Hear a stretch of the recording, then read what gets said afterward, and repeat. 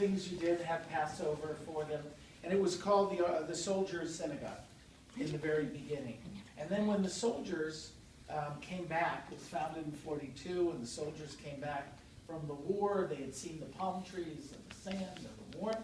They lived in Chicago and New York and Philadelphia, and they said, if I live, I'm coming back here. And in the late 40s and early 50s, Miami Beach just exploded as a place for Jews. It had been an area where Jews were restricted. The reason Joe's Stone Crabs is down where it is because during that time, 1913, Jews were not allowed to live north of 5th Street. It was everything that was Jewish was south of 5th Street.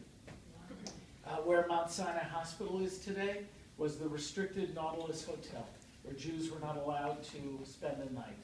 It's now Mount Sinai Hospital. So, you know, all of those things changed radically. A lot of it was because of the war. And after the war, and Beth Shalom really became a very young congregation with lots and lots of kids and lots of people just beginning their lives after the war. And homes were very reasonable. They were modest people who were just starting out. And that's really what our congregation was in the 50s and the 60s. And then as we got into the 70s, Miami Beach went through a very difficult time. There were eventually the Mariel boat lift from Cuba, which changed the nature of South Beach, made it a very difficult place, a lot of crime, a lot of homelessness, a lot of deserted buildings. And our numbers went down. Jews left the beach, went other places.